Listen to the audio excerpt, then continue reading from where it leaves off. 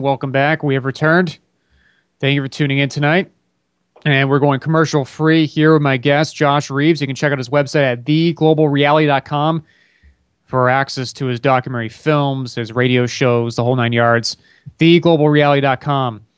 And I wanted to get into the Council for National Policy and some of the information that, Josh, you're going to be putting in your upcoming film. Of course, I know your next film, The Secret Right Volume 2, is going to deal more with other groups besides just the Council for National Policy. But, of course, your first film, The Secret Right Volume 1, said Volume 2, dealt specifically with the Council for National Policy. And for those of you out there in the audience that are unfamiliar with the Council for National Policy, it's basically this religious-based political group that was formed in the early 1980s by Tim LaHaye, and these are powerful right-wing evangelical Christians. Well, at least they say they're Christians, but I think there's obviously some information to indicate that a lot of these people are really not. They're basically phony Christians that have set up this group as a means to further the world order agenda. And what's really interesting about this group is that you have a lot of these so-called patriots and people who you see floating around the alternative media radio circuit or are part of the quote-unquote mainstream patriot movement. People like Paul Craig Roberts, Larry Pratt, among others. And so we have this clip that, and this is a relatively new clip. This is from the Alex Jones show today, from the last 3 to 4 minutes of the Overdrive segment. And they start talking about the Council for National Policy, him and Charlotte Iserby, who is his guest. And so what I'm going to do is I'm going to play this clip. It's about roughly about 4 minutes long. And then we'll get Josh's take on it, and then we'll go from there. So without further ado, here is the clip from the Alex Jones show. Here we go. Oh, is that Aaron? Yes, it's Aaron Dykes. He's here with you. Hello, Aaron. Yeah, well, thank you. Of course. Thank you, Aaron. We send you our best from here, and I just am very grateful that you guys are there because I don't know that there's any other group that's doing anything like you are doing, and your listeners all know that the Council for National Policy is just as evil as the Council on Foreign Relations. So the left and the right have the same agenda. And so we've got to understand that. And once we do understand that, we can work together sort of in the middle. And let's briefly talk about the Council for National Policy, because the Hunt brothers, if I'm not incorrect, set that up. And some evidence showed they were actually against the globalists. But then it got infiltrated and taken over. Or was it always bad? Because I've had people on, and folks have pointed this out. I wasn't even really aware of it until the last decade. And some people, kind of on the left say, oh, it's even more powerful. They kind of make it a left-right paradigm. But I see CFR, Council for National Policy. A lot of people in both groups are kind of like porch masons. They're not at the top of the pyramid, but certainly now the Council for National Policy, there's no doubt it's promoting a globalist agenda. I mean, what's your view on it? Oh, I believe so. I mean, if you take, NAFTA, Richard Allen, he was with Reagan, right, in the Reagan Yes. White House, and he was fired because he accepted a wristwatch from the Japanese, and he went to work for the Heritage Foundation. And he's Council for National Policy, and that's Heritage Foundation. Ed Fulner, who set up an office in Moscow when the wall came down. These are CMP people, but Richard Allen wrote NAFTA. And, so people have got to understand that, although, Heritage Foundation, turns out all these wonderful reports and everything that 90% of which you could agree with, but 10% of what they're doing is really even more important than the 90% because they have the globalist agenda. They love the UN. They want an international system. They, of course, think they're going to run it.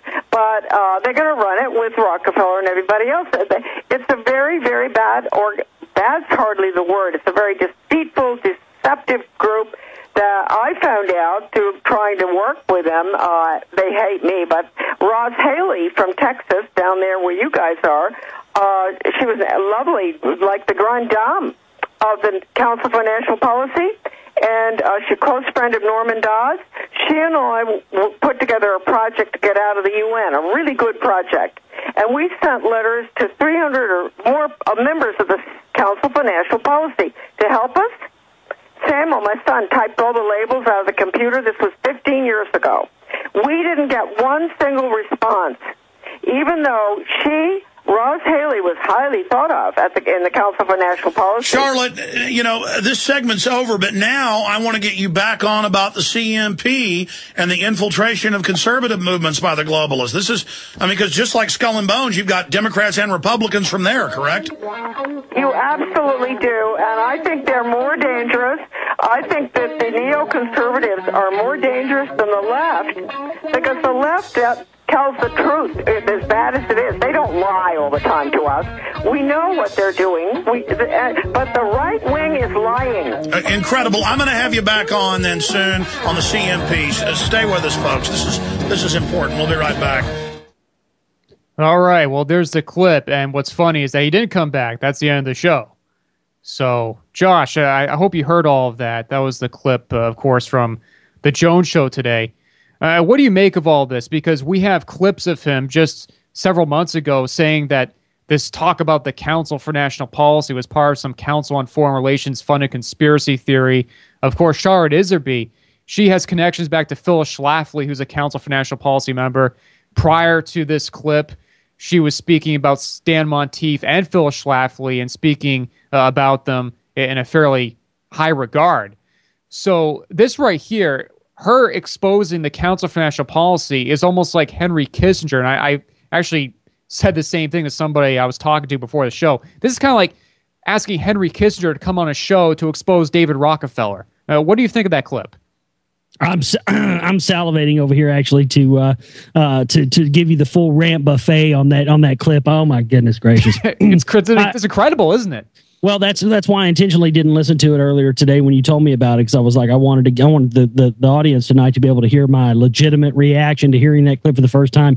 Well, I could tear that thing down to the floor. Man, an unbelievable clip that is. I got to tell you, number one, let's start from the beginning. Number one, she comes out of the gates out of nowhere, just out of the clear blue yonder sky. She throws in the CMP in there.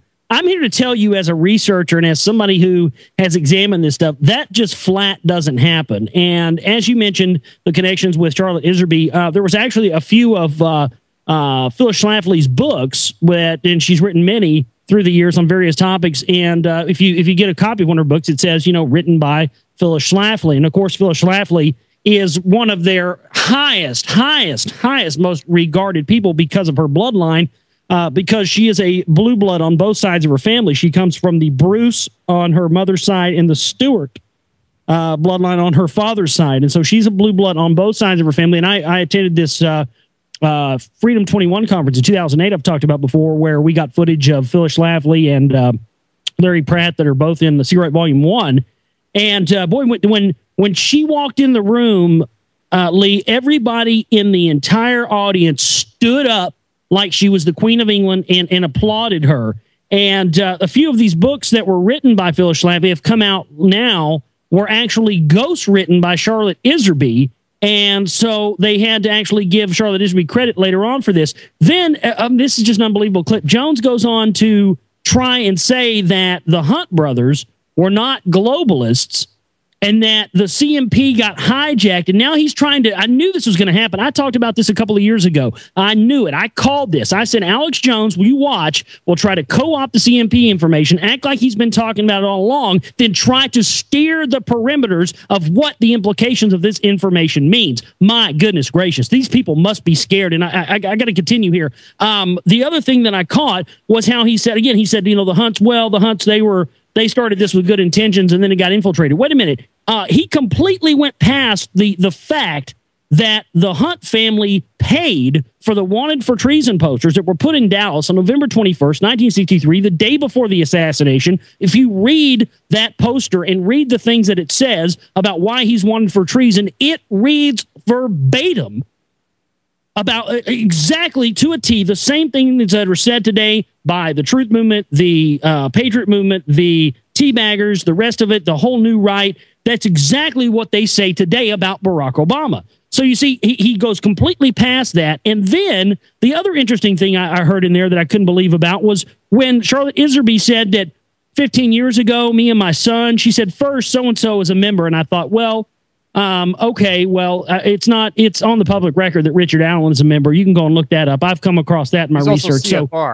So that's not a big deal that she threw that out there. So my first thought was, okay, well, maybe she saw some membership list she's not telling us about. Okay, and then I thought maybe not. And then she went on to say that her and her son about 15 years ago had sent out letters to about 300 people who were members of the Council for National Policy. But now you notice that they don't mention that it's a fact that they meet 3 times a year in total secrecy. They do not reveal their membership list. So there's no way that they would have been sending out letters to members who you can't even find are members of it, because 15 years ago, we didn't have access to all of the CMP information that's on the internet now, but now that this information has come out because of the internet, we can talk about it a lot more. So I'm sitting there going, okay, well, how did she get membership lists 15 years ago to be able to send out pamphlets?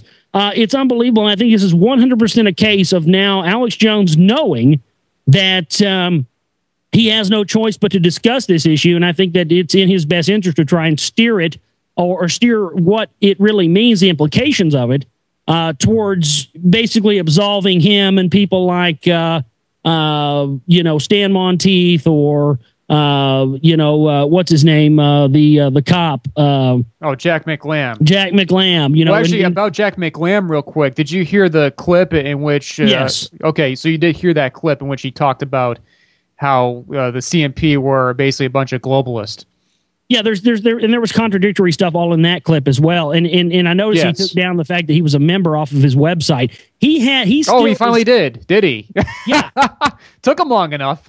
Well, I didn't realize he took it down. He said in that clip that he hadn't been a member in years, but yet as early as or as late as early this year of 2010, Lee, I know you saw this as well. He did for a while have that up on his website. It said proud member of the Council for National Policy. Yeah, but yet in all on all the clips, he says that was years and years ago, and he was only a member for 1 year. But yet we know for a fact that it was on his website. I first saw that back in 2008. So again, there's always contradictory things, and it's why I've now called these people the half-truth movement. Because again, right now, what are they doing? They're talking about the CMP, but they're still only giving half of the truth and still trying to steer it towards, well, it was a conservative group, but it was infiltrated. So if we just say the CMP was infiltrated, we can absolve Ron Paul or Rand Paul or whoever else is involved in Paul Craig Roberts in the CMP of any guilt and any association, because, of course, because their memberships are not public, we can just say, well, I'm not a member anymore. How would we ever be able to know? Because we can't get the lists.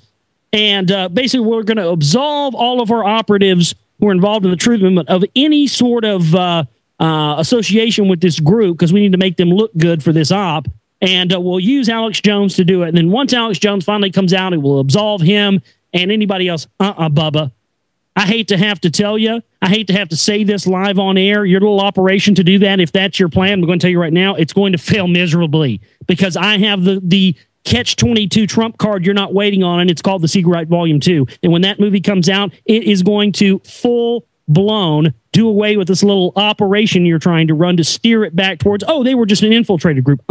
We have got you guys dead to rights. Connections with Michael Aquino, connections with the abduction of Johnny Gosch, who then became Jeff Gannon. All those connections back to Adana Khashoggi, to Iran-Contra, to people like Pat Buchanan, Larry Pratt, back to GCN, back to people that connect into Alex Jones. We have this now dead to rights. We have mainstream news clips, Lee, you've seen them, that detail many of this information regarding a lot of this stuff. So I just can't wait to get this out. It's an unbelievable clip, Lee.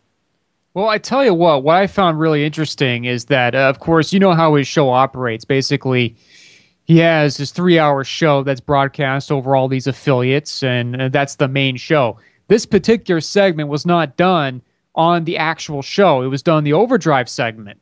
So it leads me to believe that this whole segment was completely staged and choreographed, because prior to her coming out and just mentioning Council for National Policy, they were talking about topics that weren't even related to the Council for National Policy.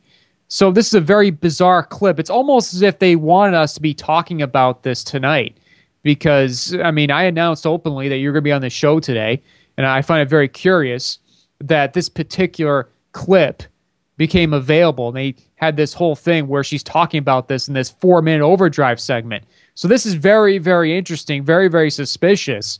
And I think we're going to start to see more of this, of them trying to co-opt this Council for National Policy information and try to act like they've been covering it all along when we know that is not